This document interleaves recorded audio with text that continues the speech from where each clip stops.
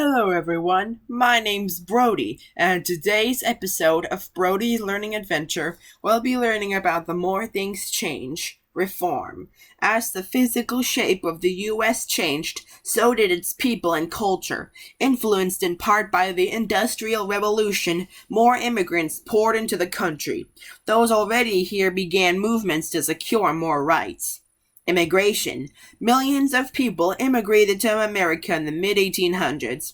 They often traveled in steerage. Steerage is the lowest class on a ship, but they made the journey in spite of the rough conditions.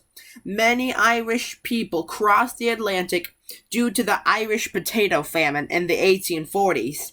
Mostly poor and uneducated, they settled in northeastern cities to work as laborers or domestics, which was preferable to famine and anti-Catholic persecution by the ruling Protestants in Great Britain. Driven out by an 1848 revolution in their homeland and general poverty, Germans made up another significant percentage of U.S. immigrants in the mid-19th century.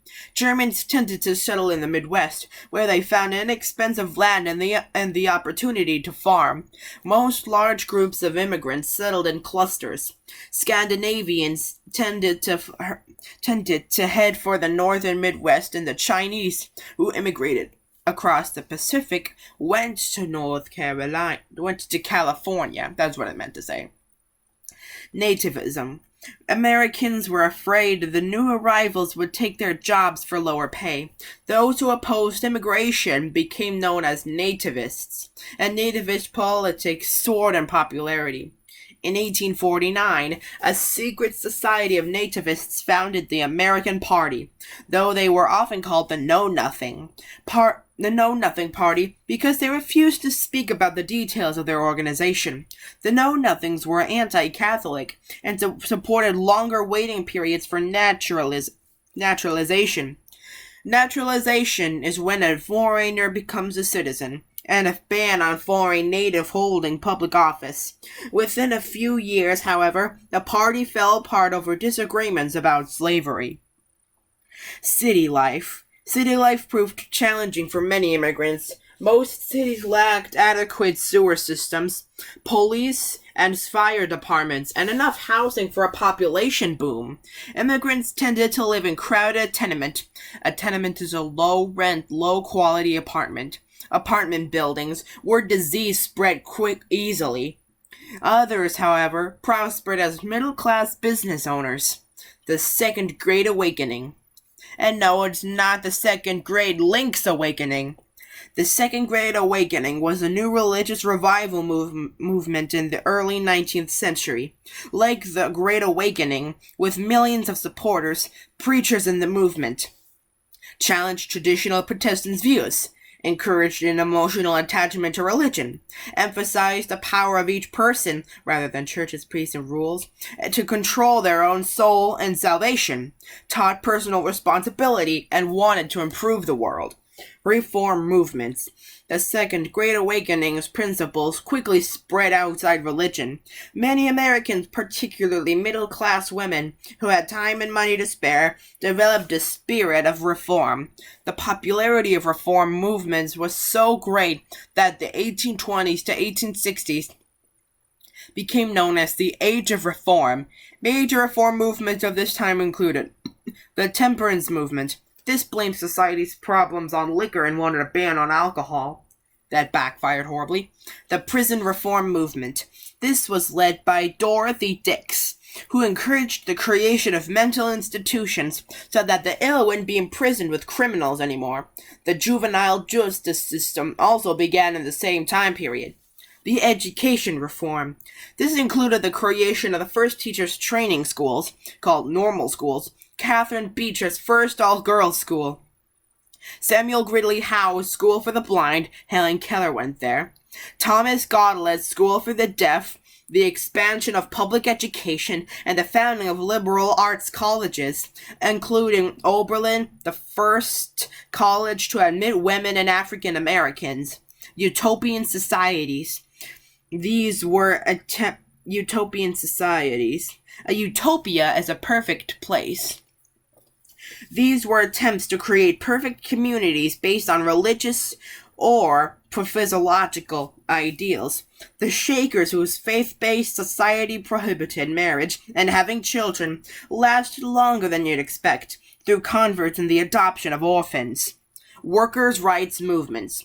These included the establishment of a union for the Lowell textile mill workers that advocated for better working conditions and shorter work days using strikes. The fear of unemployment in the Panic of 1837 stalled this movement. People wanted to keep any job they could get.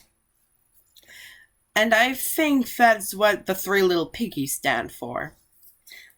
Abolitionism. Another major reform movement of the 1830s was the anti-slavery movement for abolition. To abolish means to do away with.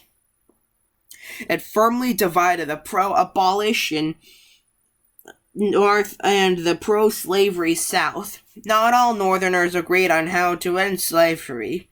Some wanted to keep a racial hierarchy. Some thought sending African Americans to Africa was the only solution.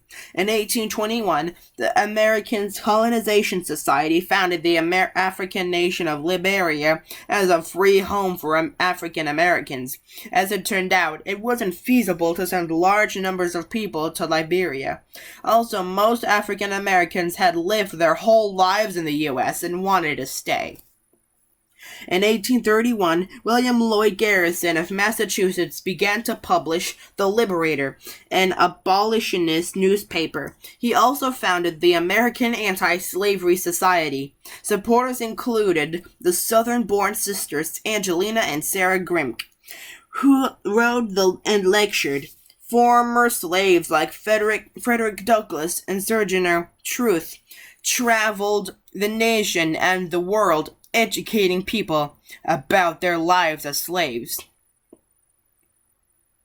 Frederick Douglass wrote Narrative of the Life of Frederick Douglass, an American Slave, and delivered one of the most important anti-slavery orations on July 5, 1852, which became known as What to the Slave of This the 4th of July? The Underground Railway. In the mid-1800s, a network of abolitionists, free blacks, and former slaves helped slaves escape to the north or to Canada.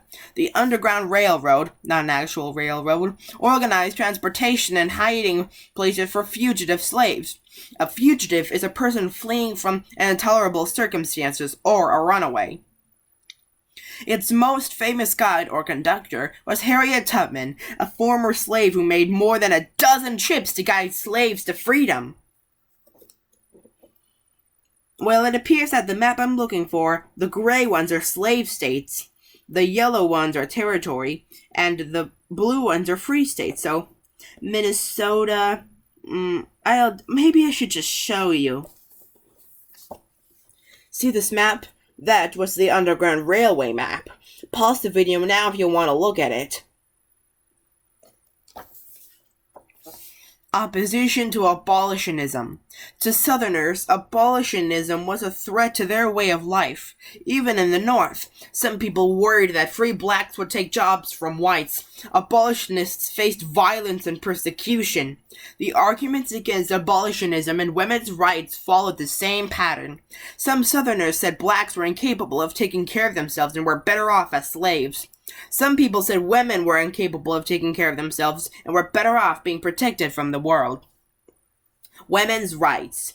Around the same time, the women's rights movement was solidifying.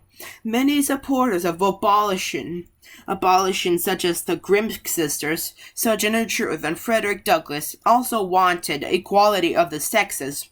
Women couldn't vote. Most weren't educated. They didn't receive equal pay for equal work. And if they did earn money, it belonged to their husbands and fathers. And no, cartoons do not have the right to vote. They're not even real. In 1840, Elizabeth Cady Stanton tried to attend an abolitionist convention in London, but women weren't allowed to participate. She and her friend Lucretia Mott decided to organize a women's rights convention. the Seneca Falls Convention in July 1848 in Seneca Falls.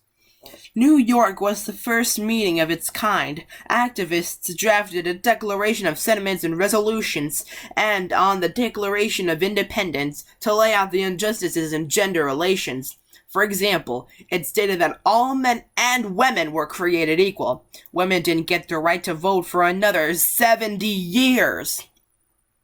The two pillars of the women's rights movement were abolition and temperance. Women could relate to the status of slaves, and they saw that alcohol abuse led to domestic issues. Lucy Stone became a spokesperson for the American Anti-Slavery Society. Susan B. Anthony encouraged New York State to pass laws allowing women to own property. The abolitionist movement and the women's rights movement had common roots, but they disagreed over which had greater priority. Here's a quiz to see if you've been paying attention. What drove Europeans to immigrate to the U.S. in the mid-1800s? What were the main values preached during the Second Great Awakening? Who were the most active in the reform movements of the mid-1800s? What were the points of disagreement inside the abolitionist movement? What was the Underground Railroad? And what were some of the ways that women were unequal in society? Pause the video now to think of the answers for yourself.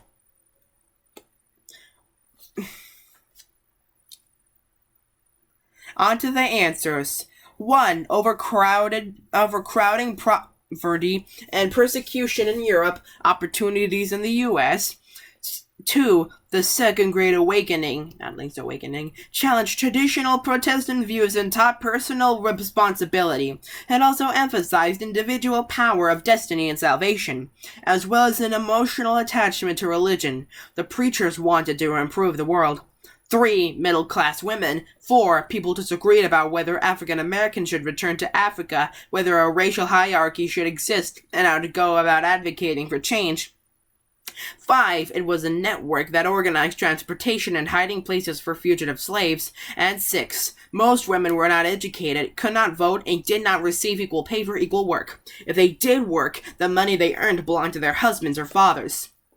Be sure to like, comment, subscribe, and hit the notification bell so that way you won't miss any of my new episodes. This is Brody signing out.